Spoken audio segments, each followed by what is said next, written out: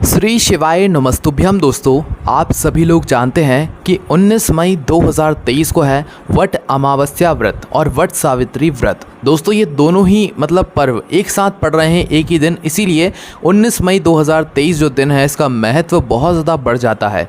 तो आज की इस वीडियो में हम आप लोगों को वट सावित्री व्रत और वट अमावस्या व्रत के दो नए विशेष उपाय बताएंगे, जिन उपाय करने से आपके जीवन में जो दुख और समस्याएं आ रही हैं वो सारी दूर हो जाएंगी। तो दोस्तों, सबसे पहले उपाय के बारे में बात करते हैं जो कि बहुत ही ज़्यादा विशेष है और इस उपाय को आप लोगों को हर अमावस्या को नियम के साथ ज़रूर करना चाहिए, जिस उपाय को करने के बाद आपके घर से सारी दुख और समस्याएं धीरे धीरे करके दूर हो जाएंगी।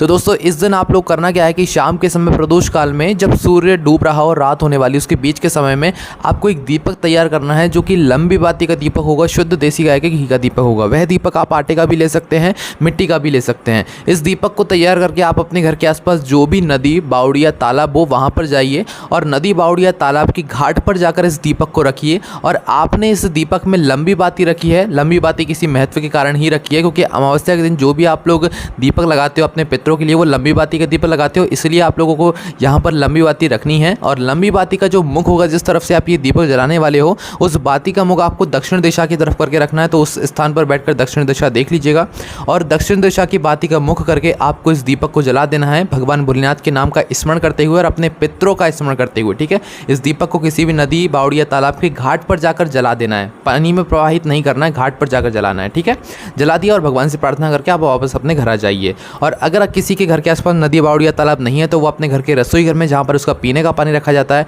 वहाँ पर जाकर इस दीपक को जलाए। जो बाती का मुख होगा, लंबी बाती का मुख होगा, वो दक्षिण दिशा की तरफ करके ही रखना है और जला देना है इस दीपक को, भगवान भोलेनाथ के नाम का स्मरण करते हुए और अपने पितरों का स्मरण करते हुए। ठीक है, तो आप ये उपाय करके देखिए, बहुत ही विशेष फल की आपको प्राप्ति होगी। उसके बाद दोस्तों, दूसरे उपाय की बात करते हैं। ये उपाय आपको तब करना है जब आपके घर के सभी सदस्यों के साथ कुछ ना कुछ बुरा होता रहता है, दुख और समस्या आती रहती है, रोग कष्ट आता ही रहता है, लड़ाई झगड़े होते रहते हैं। उस स्थान पर आप लोगों को अमावस्या के दिन प्रातःकाल सुबह सुबह, इसी अमावस्या के दिन 10 बजे से पहले आपको ये उपाय कर लेना है। 10 बजे के बाद आपको ये उपाय नहीं करना है। ठीक है, सुबह सुबह 10 बजे से पहले आपको ये उपाय कर लेना है।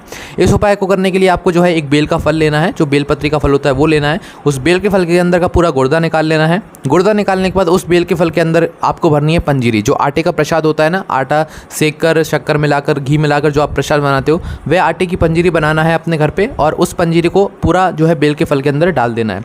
डालने के बाद इस बेल के फल को अपने पूरे घर के पूरे घर में अपने घुमा लेना है। पूरे घर में, जहाँ जहाँ आपका एरिया है घर का, पूरे घर में घुमा लेना है इस बेल फल को अपने हाथ में लेकर। और जब आप इस उपाय कर रहे हो तो शुद्ध हो जाइएगा, स्नान कर लीजिएगा।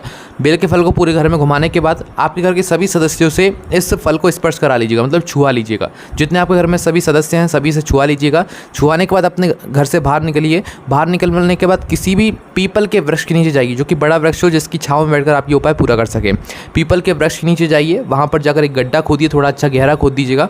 गड्ढा खोदने के बाद इस बेल के फल को वहाँ पर गाड़ दीजिए, डाल दीजिए और उसके ऊपर मिट्टी डाल दीजिए। ठीक है, इस बेल के फल को पीपल के वृक्ष नीचे गाड़ दीजिए। यहाँ पर ये उपाय पूरा हो जाता है। इस उपाय करने के बाद आपके घर के सभी सदस्यों के साथ सभी अच्छा होना शुरू हो जाएगा।